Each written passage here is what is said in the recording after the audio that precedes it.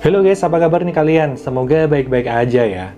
Jadi pada video kali ini kita akan bahas alur cerita dari film yang berjudul The Pope Exorcist 2023. Nah, film ini adalah film yang diangkat dari kisah nyata sebuah kastil yang dihuni oleh iblis jahat. So, seperti apakah kisahnya? Kita langsung aja ke isi cerita film selengkapnya.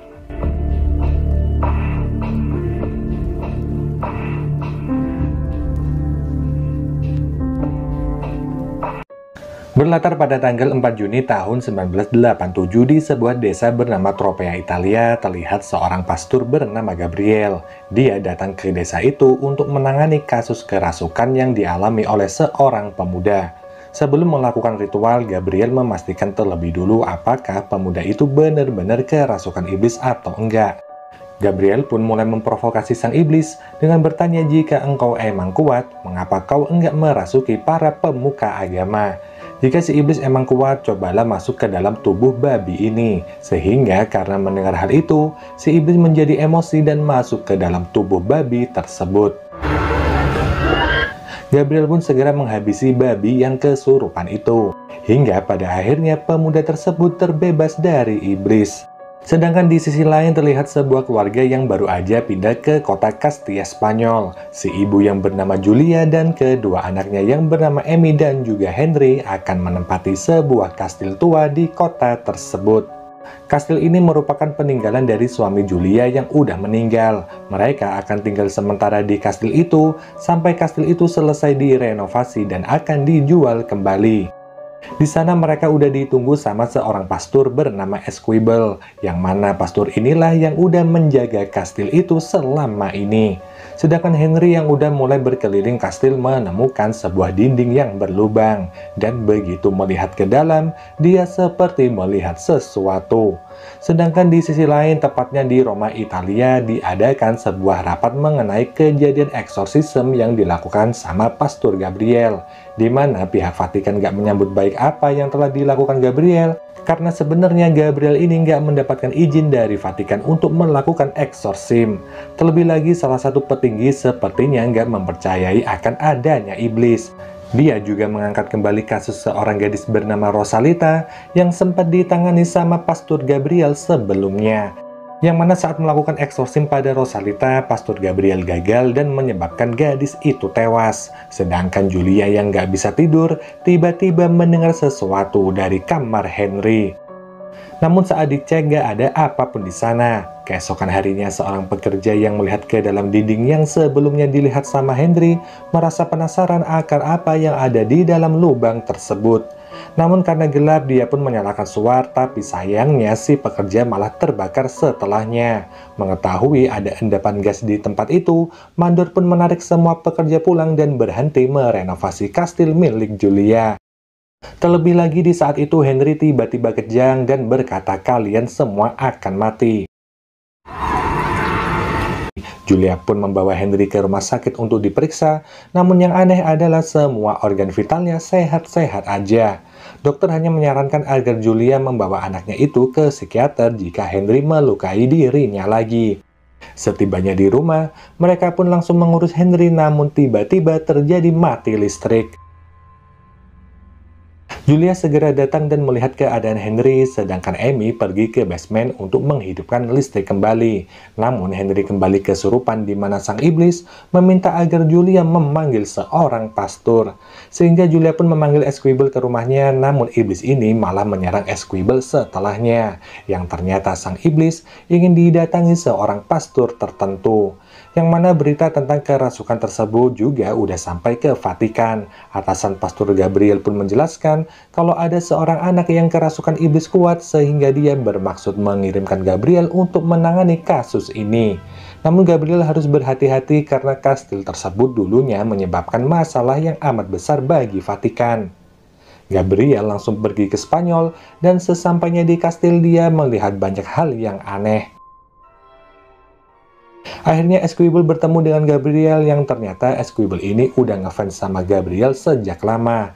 Tanpa basa-basi, Esquibel langsung membawa Gabriel masuk untuk melihat keadaan Henry. Seperti biasa, Gabriel mengecek apakah Henry ini benar-benar kerasukan iblis, dan ternyata emang benar Gabriel melakukan percakapan dengan iblis tersebut. Yang membuat Gabriel terkejut adalah iblis ini sangatlah kuat, bahkan dia mengetahui nama asli Gabriel. Ditambah lagi, tiba-tiba Henry muntah seekor burung merah yang membuat Gabriel langsung kabur. Gabriel pun bilang ini bukan iblis biasa karena dia tahu mengenai ketakutan Gabriel.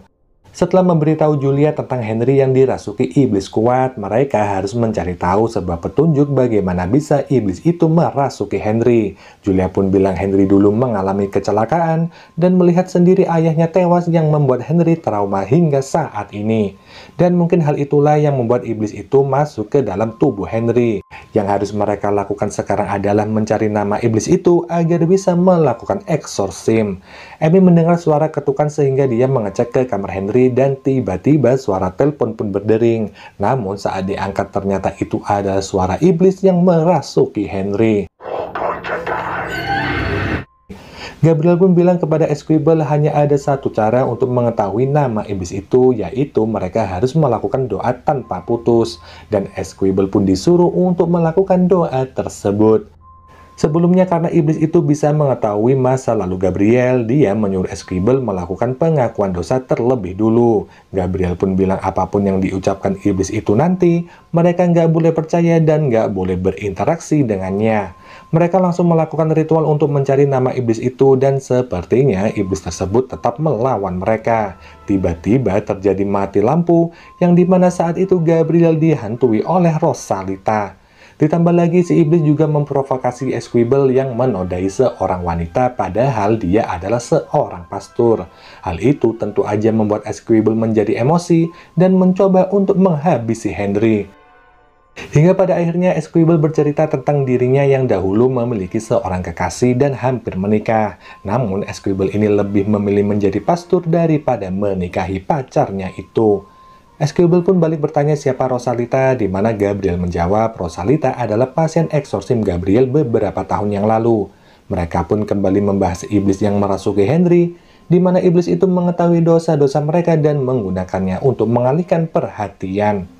Mereka harus segera mencari nama iblis itu dan di saat itulah Gabriel teringat dengan hal-hal aneh yang ada di pekarangan kastil ini. Gabriel langsung pergi mengeceknya yang mana dia mendapati sebuah sumur yang tertutup segel Vatikan. Gabriel pun membuka segel sumur tersebut yang mana karena hal ini semua yang ada di rumah pun mendapatkan teror dari iblis itu. Gabriel pun terkejut setelah melihat sumur itu berisi banyak sekali tengkorak manusia. Setelah menyelamatkan mereka semua, Gabriel menyuruh mereka agar mengungsi terlebih dulu ke ruang berdoa. Di mana setelah itu Gabriel pun mengajak Esquibel untuk melihat sesuatu yang dia temukan tadi. Gabriel pun memperlihatkan sumur tersebut yang di dalamnya juga terdapat simbol akuisisi gereja Spanyol.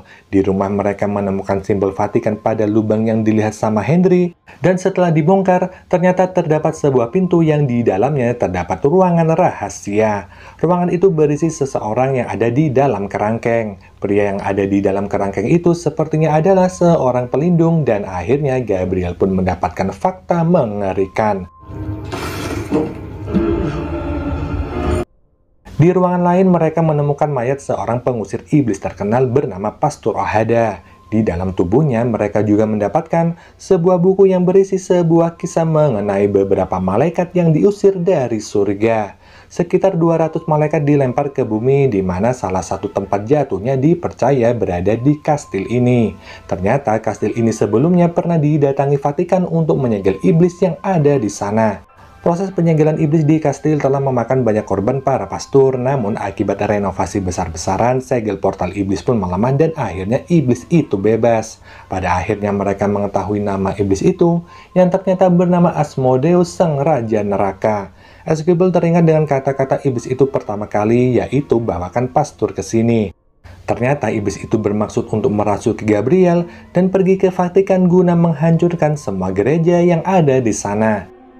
Sebelum menghadapi iblis itu, Gabriel pun melakukan pengakuan dosa di mana dia bercerita saat muda dulu Gabriel ikut berperang dan semua temannya mati di medan perang.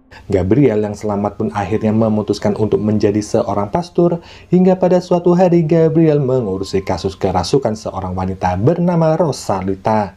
Namun Gabriel tahu bahwa Rosalita ini nggak dirasuki oleh iblis dan hanya mengalami gangguan jiwa. Sehingga dia menyarankan kasus ini diserahkan ke psikiater. Namun karena hal itu, Rosalita malah memilih untuk bundir agar Gabriel merasa bersalah. Mereka pun segera melakukan ritual untuk melepaskan Asmodeus dari tubuh Henry, namun hal tersebut tentunya nggak mudah. Itu semua karena tubuh Henry ini udah mulai melemah karena kerasukan berhari-hari. Asmodeus menggunakan dosa-dosa mereka di masa lalu untuk melemahkan iman mereka. Gabriel pun menyuruh Henry untuk melawan iblis tersebut, dan tiba-tiba ada tulisan di perut Henry bahwa Tuhan gak ada di sini. Sedangkan di sisi lain, Asmodeus juga merasuki Amy untuk menyerang Julia. Karena nggak ada pilihan lain, Gabriel pun akhirnya menukarkan jiwanya di mana dia meminta agar Asmodeus pindah ke dalam dirinya dan menggunakannya sebagai boneka untuk menyerang Vatikan. Setelah berhasil pindah, Amy dan Henry pun sembuh, di mana Esquibel meminta agar mereka semua pergi dari kastil ini, sementara dirinya akan kembali untuk menyelamatkan Gabriel. Gabriel yang setengah sadar pun berusaha untuk bundir agar iblis itu nggak menguasai dirinya, namun upayanya sia-sia hingga Gabriel melihat seorang wanita dengan kain putih datang menghampirinya. Yang ternyata sosok itu adalah Asmodeus yang menyamar agar bisa menguasai Gabriel sepenuhnya. Saat Esquibel sampai, dia nggak punya pilihan lain selain melawan iblis Asmodeus. Asmodeus kembali menggunakan dosa-dosa mereka, di mana dia memanggil kekasih Esquibel untuk melemahkannya.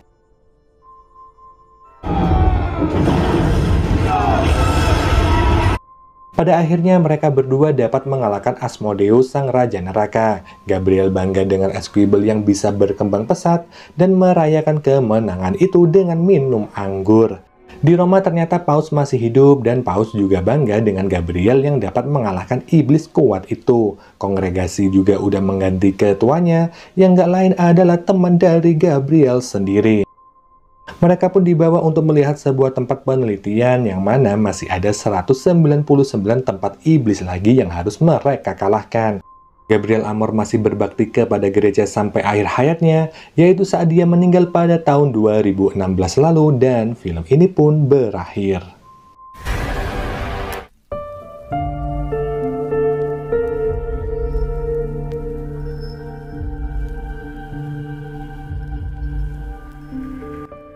Oke guys, mungkin gini aja ya pembahasan film kali ini. Kita jumpa lagi di video selanjutnya. Wassalamualaikum warahmatullahi wabarakatuh. Bye.